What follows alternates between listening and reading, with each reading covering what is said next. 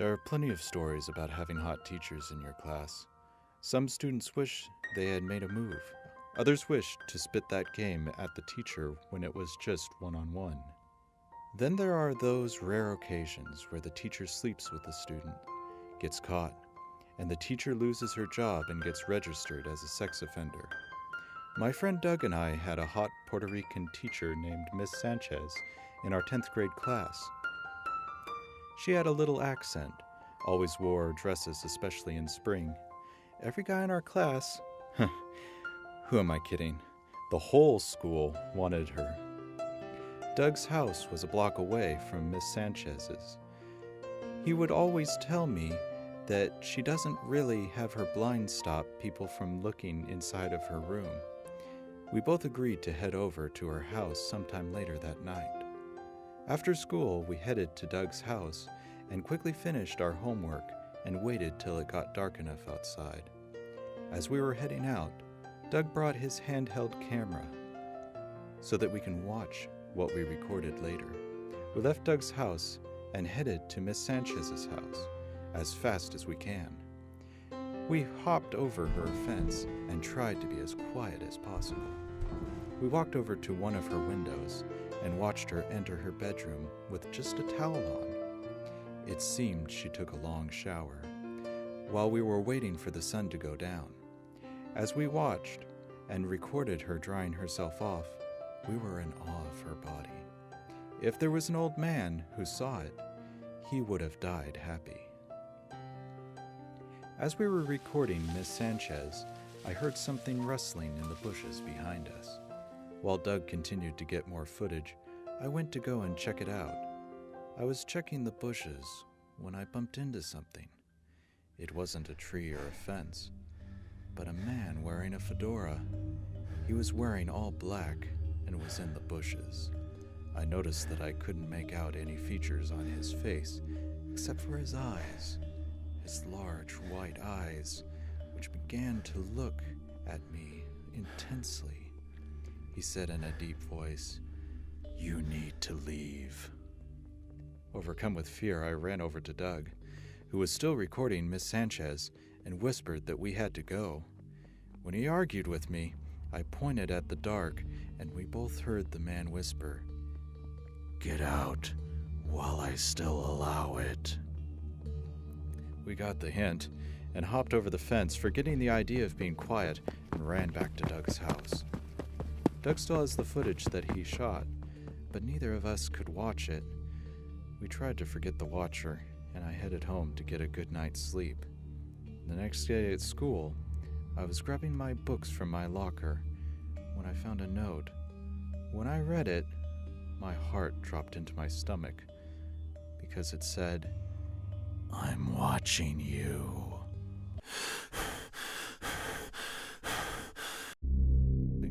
I've been working at a high school for several years. Some women say that I look handsome for 26, but I can't maintain a relationship for long. From what I figured, I think it's because I'm too clingy. Before the next school year started, a new female teacher was hired. Her name is Veronica Sanchez from Puerto Rico. When she was introduced by the principal to the rest of the faculty, all the men noticed her beauty, except me. I knew from experience to never judge a woman based on her looks. I believed that she was a shallow woman who was full of herself, knowing that she was beautiful. As my male co-workers surrounded her asking their questions, I went to get a drink. I took a sip when she came over to introduce herself to me. When I shook her hand, she smiled at me, and it was a genuine smile that left an impression on me. I watched her being pulled into the crowd again, and left the room before the wave of emotions overwhelmed me. During the school year, Sanchez and I would eat together during her lunch break. Every now and again, there would be a male faculty member trying to interrupt our conversation to talk to her. While she would be nice about telling him to leave, I would be more blunt. She tells me that I'm different from other men who met her. I accept the compliment and get to know her. We slowly realized that we had a lot in common, which made me more interested in her. I became so infatuated with her that my friends would be annoyed every time I would bring her up. One day I was at school late grading papers.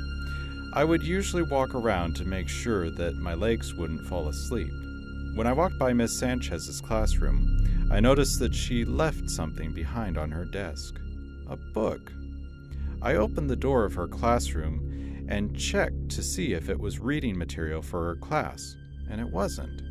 It was a romance novel in Spanish. I realized that she left in a hurry, that she must have forgotten about it. I went over to administration to get her address, but it was closed. Fortunately, I convinced the janitor to open it for me. I searched through the files and found her address.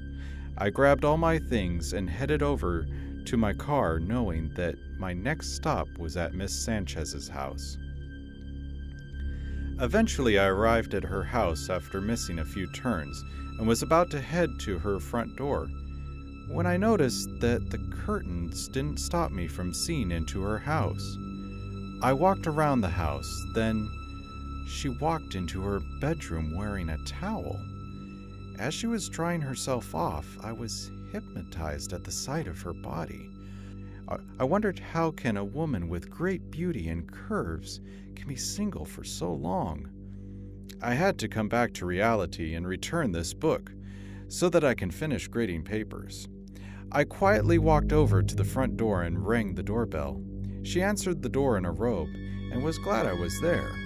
I returned her book and she invited me inside, but I had declined, admitting that I had to grade papers tomorrow. She was disappointed, but she was happy again when I said I was available this coming weekend.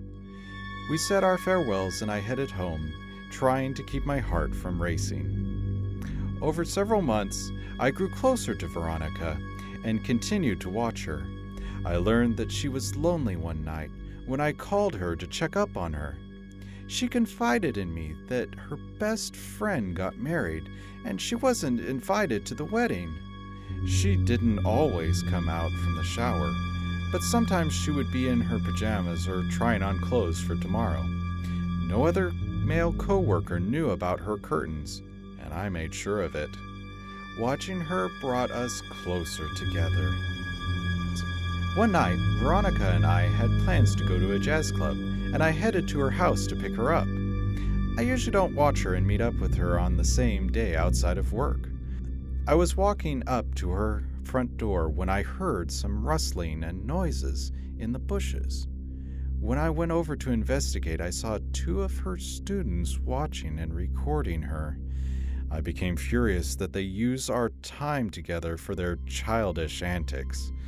One of them bumped into me, and I used the opportunity to scare them off by deepening my voice. After they ran off, I calmed myself down before knocking on Veronica's door. We went on our date and enjoyed ourselves, but she noticed that I was upset for most of the night.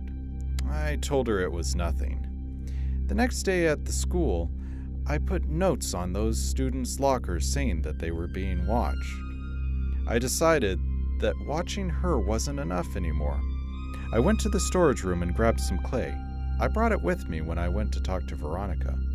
Our conversation was about how she had a good time last night, and if we could do something this weekend, which I agreed to. As I helped her with her things, I used the opportunity to imprint one of her house keys onto the clay when she wasn't looking. 2 nights later, I returned to her house to watch her again. She was reading a book while texting me.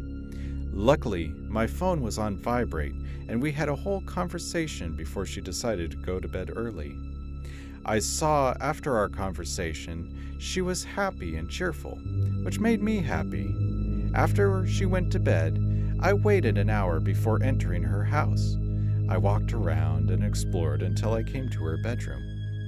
I pulled the comforter to cover her shoulders and decided to leave, because I had to think about plans for our next date. Because I believe she wants us to be serious.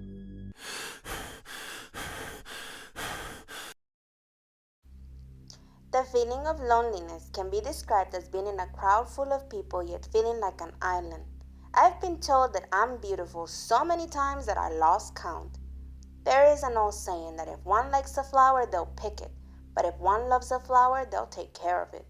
I'd always longed for someone to take care of me. Yet I'm constantly being picked and discarded. When I was at home in Puerto Rico, my previous boyfriend left me feeling used and distrustful of men.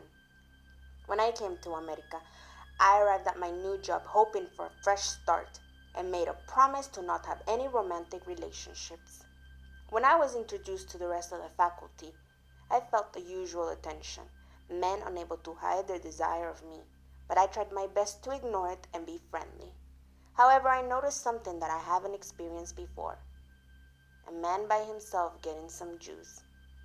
I noticed that he was handsome, but I guessed that he was gay, so I decided to go over and introduce myself, hoping to have a gay friend. We talked and he introduced himself as Edward.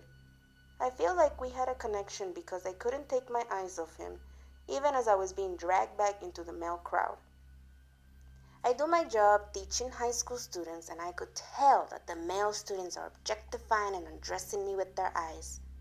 I enjoyed the time I had with Edward during lunch. I quickly realized that he wasn't gay, but I noticed that when several male co-workers approached me to start a conversation, Edward strangely became territorial. I actually grew to admire him because of his assertiveness. Dating or not, I couldn't help being a hopeless romantic and started reading romance novels. Don't judge me. One day I forgot my novel at the school, and before I realized that it was gone, Edward came to my house to return my book. I was so excited to see him. I did not question how he got my address or how did he know that it was my book. I invited him inside, but I had to grade papers. He did let me know that he would be available later that week. We eventually started going out, and I slowly realized that I could trust him. I found out that my best friend was getting married, but she wouldn't invite me because my looks would take the attention away from her. Edward helped me through it and wiped away my tears. He always knows the right thing to say to make me smile. I soon noticed that two of my students were quieter than usual. I pulled them aside to ask them what's wrong, but they wouldn't say anything, as if they were afraid to talk. Eventually, Edward and I got engaged and set a date for a wedding. However, one night changed everything for Edward and I. I was in bed when something caused me to wake up. Listening very closely, I realized that there was someone in my house. I quietly picked up my phone and called the police, who told me that they would be there in 8 minutes. After I hung up the phone, I decided to call Edward because I thought that his voice would keep me calm. When I heard his phone ring, there was a phone vibrating in the hallway. I quietly locked the door of my bedroom. Edward was knocking on my door and yelled about how we belonged together and this was making our relationship stronger. He was interrupted by the police, who told him to put his hands on his head. I was crying as Edward would resist an arrest. The police later told me that he had a key to my house, and they believed that he must have copied it behind my back. I tearfully removed the engagement ring and told him that I'm getting a restraining order. I decided to take some time away from my job and return home to find myself, because I need to question my choice in men. I feel like such an idiot.